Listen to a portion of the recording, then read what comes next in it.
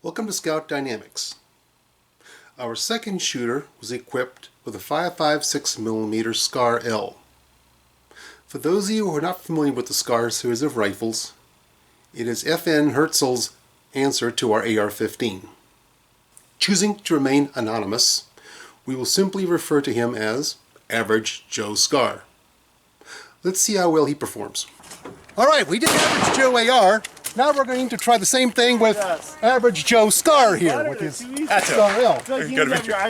First course of fire, grip. 3 10-inch steel plates, 10 yards.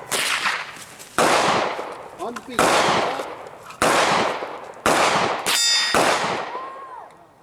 Go.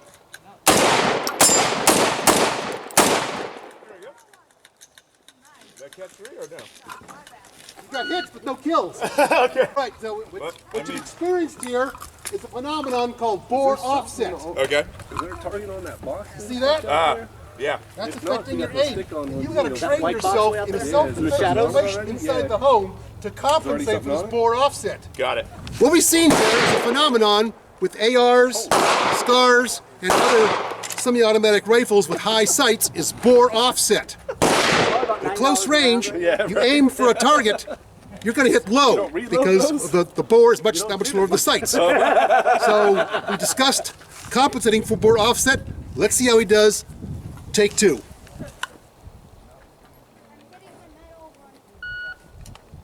My bore offset's even worse now. Okay. I'm going for regular picket. My aim is way off on this thing up close. Well, now you've discovered something. Once again, we see why the late Colonel Cooper referred to the 5.56 as a poodle shooter. Once again, however, poodle shooter is a relative term. It's a poodle shooter when compared to a full power 7.62mm, 308, or any of the other full power rifles. Compared to a pistol round, it is far greater. It is above a pistol round, just like your F-350 Ford extra duty or heavy duty truck is considered light duty compared to an 18-wheeler or any vehicle requiring a Class A license.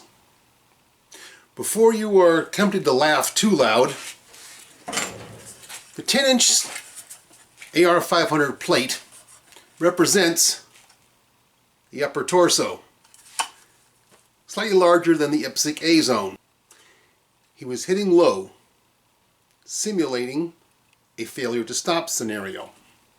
He was also punching the dirt, which was equivalent of a gut shot. I don't know about you, but if I was that home intruder, I would not want to be in his shoes. What we've seen here are multiple gut shots with XM193 rounds. That might not produce a DRT. DRT as in die right there. Very highly likely it could produce a DSA, as in die shortly after. And even if it doesn't produce that, you're talking about long, painful stay in ICU. Next course of fire, Average Joe SCAR, 10-inch plate, 15 yards. Go for that profile one more time. Hang on, not yet. Okay, ready? Yep. On the beat. The green box. All right. High, huh? Out of ammo. Of course. I'm good with this one. You wanna? Yeah, this time. He got the first plate, 2.84 seconds. And he got the 25-yard plate at 3.54 second mark. Pretty impressive. Now we got one left at 50 yards. Just don't hit the metal On the beat. target. No, because you'll pierce it. Your metal target. 5.98.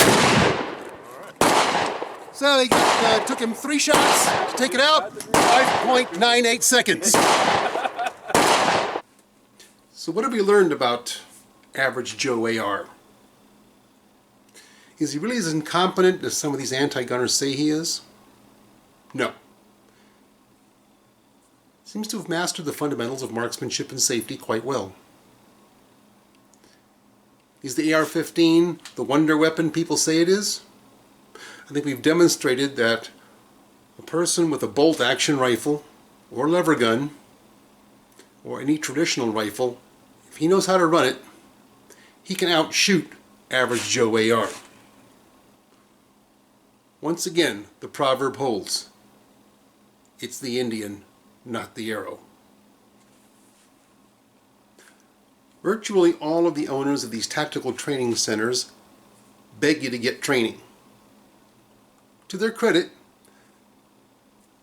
they say, we want your money, come over here with us, but if you can't, please get training somewhere else.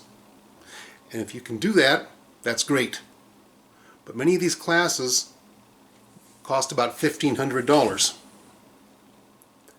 That's just the cost of the class, not travel, lodging, and in many of these classes you provide your own ammunition, 1,000 rounds minimum. For those of you who can't, get a book. Start with Colonel Cooper's The Art of the Rifle. Another fairly good book I just bought, Reed Heinrich's The American Rifleman. If you're an AR owner, this is the book for you. Also, in the link below, Thunder Ranch has an excellent video training series. Get some training, get some practice. Check your local gun clubs. Many offer rifle and pistol courses. Not as impressive as Gunsite, Thunder Ranch, Tactical Response, or Valor Ridge, but it's far better than being untrained. Comments below, like and subscribe. Thank you for watching.